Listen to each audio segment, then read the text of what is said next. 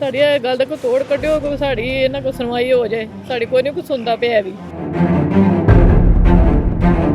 मैं ये कह रहा हूँ 14 साल से आपके नाम है लेकिन कब्जा उनका है। उनका बंदे ने बेल जिन्हें कराई है मैंने फिर मेरे नाल ज्यादती प्रैशर नाल मेरे ते ओहदे सियासी ओहदे तलक ने मेरे नाल ते एडी कोई ज्यादती करदे ने ਤੇ ਉਹਨਾਂ ਨੇ ਮੇਰੇ ਹੱਥ ਵੀ ਪੇਰੇ ਤੇ ਮਾਰਿਆ ਮੁਰਿਆ ਨੇ ਤੇ ਮੇਰੇ ਬੱਚਿਆਂ ਨੂੰ ਵੀ ਆਖਦੇ ਨੇ ਤੁਹਾਨੂੰ ਉਹ ਕਰਕੇ ਲੈ ਜਾਣਾ ਵੀ।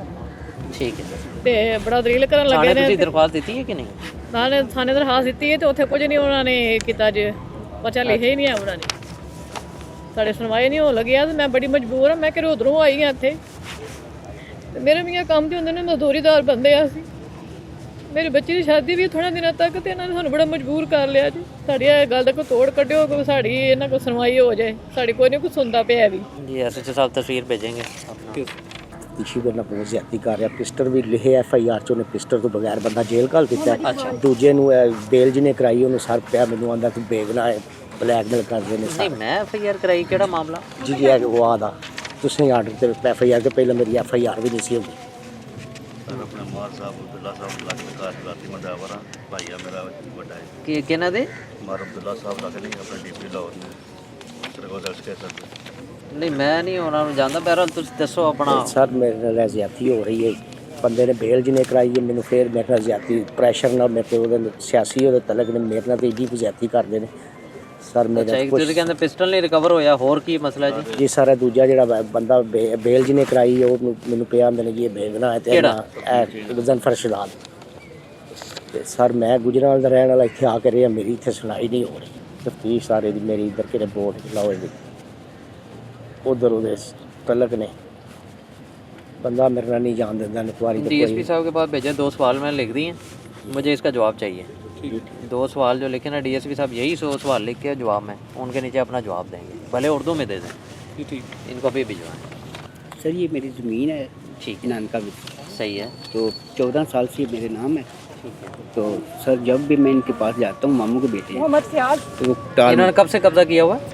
सब मेरे पास तो 14 साल हो गए मेरे नाम हुए। ठीक है, ठीक है। बचपन से यही कार हैं, यही सब कुछ। मैं ये कह रहा हूँ 14 साल से आपके नाम है लेकिन कब्जा उनका है। उनका।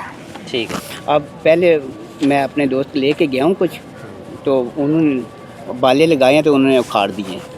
ठीक, अब गली भी बंद कर दी है। चलो इसके लिए एक बाकायदा नया कानून आया है, कमेटी भी बनी, उधर भेज रहा हूँ। उस कमेटी का मैं भी हिस्सा हूँ इंशाल्लाह, वहाँ पे सुनेंगे इसको। Thank you. ਇੱਥੇ ਮੇਰੇ ਭਾਈ ਦੇ ਸਾਥ ਹੈ ठीक है। ਤੇ ਇਹ ਮੇਰੇ ਕਜ਼ਨ ਹੀ ਨੇ।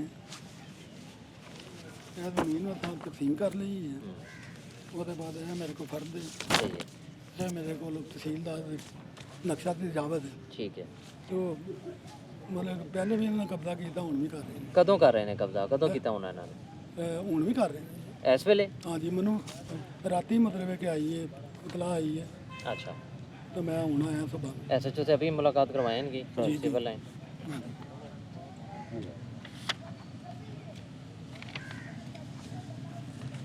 आओ जी मोहम्मद शरीफ साहब बैठो।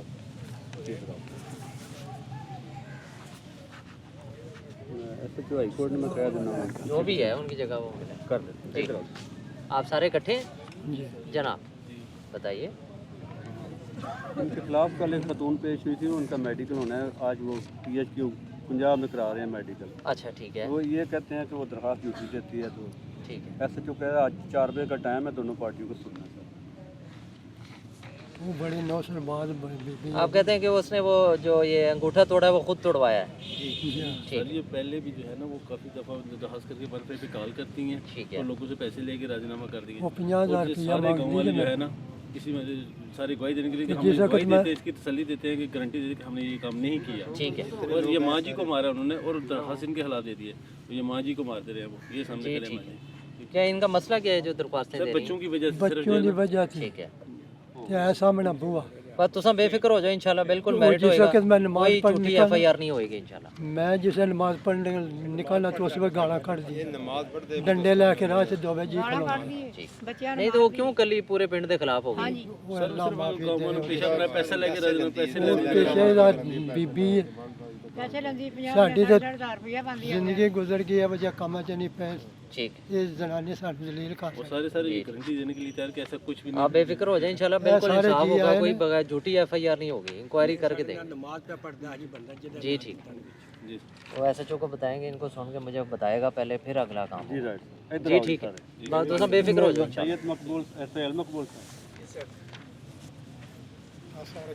वालेकुम सलाम जनाब ਸਰ ਜੀ ਇਹ ਅਰਸਾ 6 ਮਾਹ ਹੋ ਗਏ ਨੇ ਮੇਰੀਆਂ ਬੱਕਰੀਆਂ ਚੋਰੀ ਹੋਈਆਂ ਨੇ ठीक है ਤੇ ਕਾਫੀ ਬੰਦੇ ਉੱਥੋਂ ਪਕੜੀ ਗਏ ਨੇ ਪਰ ਕੋਈ ਨਹੀਂ ਕੋਈ ਲਿਫਟ ਸ਼ਿਫਟ ਕੋਈ ਨਹੀਂ ਕਰਾਈ ਸੋ ਦੱਸਿਆ ਵੀ ਹੈ ਬੰਦੇ ਗਈ नहीं बंदों का आपको पता है ਨਹੀਂ ਕਾਫੀ ਬੰਦੇ ਉੱਥੋਂ ਪਕੜੇ ਗਏ ਨੇ ਉਸ ਇਲਾਕੇ 'ਚੋਂ अच्छा ਤੇ ਉਹ ਮੈਂ ਜਾਣਾ ਵਾ ਤਫਸੀਸ਼ ਵਾ ਤੇ ਭਾਈ ਕੋਈ ਪਤਾ ਕਰਾਂ ਤੇ ਉਹਨਾਂ ਕੋਈ ਨਹੀਂ ਕੋਈ ਗੱਲਬਾਤ ਕੋਈ ਸੁਣੀ एसएचओ साहब इनसे मिलेंगे आज तस्वीर भेजेंगे मुलाकात की और बताएंगे इन्होंने चोरों के खिलाफ क्या कार्रवाई की जी राइट ठीक है कुछ करते हैं ਓਕੇ ਸਰ ਥੈਂਕ ਯੂ ਭਾਜੀ ਉਹ ਮੇਰੀਆਂ ਤਸਵੀਰਾਂ ਤੇ ਬਹਾ जी ਆਪ ਜੀ ਉੱਤੇ ਅੱਲਾ ਤੇ ਥੱਲੇ ਤੁਸੀਂ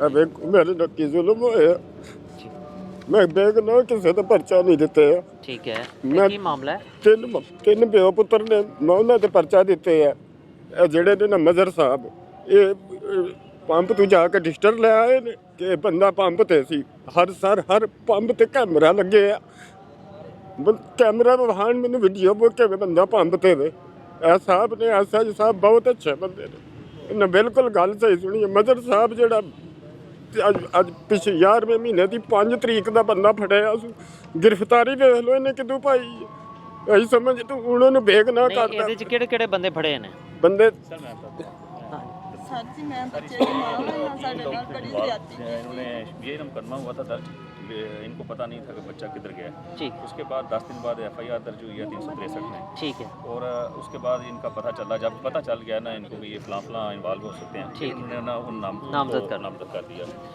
जब ये इनको कंफर्म हुआ ये सारा कुछ है, और जिन्होंने ये किया हुआ था ना उन्होंने किसी तरीके से इनको इतला दी कि यार आपका बच्चा जो है वहाँ हमने फेंका हुआ है। सही ये उसकी वीडियो फोटोग्राफी इन्होंने की हुई है, अच्छा। हमारे पास भी सही। डीएनए पॉजिटिव आ गया अभी इसका भी करवाया, माँ का करवाया था, अच्छा। लेकिन वो नहीं था, इनका फिर अभी करवाया, अच्छा जो अभी तफ्तीशी है ना, अच्छा। उसने करवाया ये लास्ट मंथ। ये तो 2024 का बुक हुआ है यार, अभी तक सर एक और मेरी गल सुनो सर एक मिनट एक मिनट आपकी पूरी बात लेके आए अच्छा, इनका वो उनका मैच नहीं ना हुआ, ठीक है इनका फिर करवाया है। सही। उन्होंने कहा कि ये सॉलिड प्रूफ नहीं है फादर का, ठीक है फादर का करवाया, सही है वो हो गया। उसके बाद हम 3 इसमें मुलज़म थे, जुल्फ़कार, हाशिम और शम्मस। ठीक है हाशिम जो है वो मेन कल्प्रिट जो रेप के कहते हैं, अभी एसपी साहब के पास नहीं, ये लेके आए हैं पार्टियाँ दोनों ठीक है सुनवाने के लिए, अभी इसको फाइनल नहीं किया हुआ। ठीक है जुल्फ़कार ऑलरेडी बेल पे हो गया उधर से हाई कोर्ट से, हाशिम जेल में है।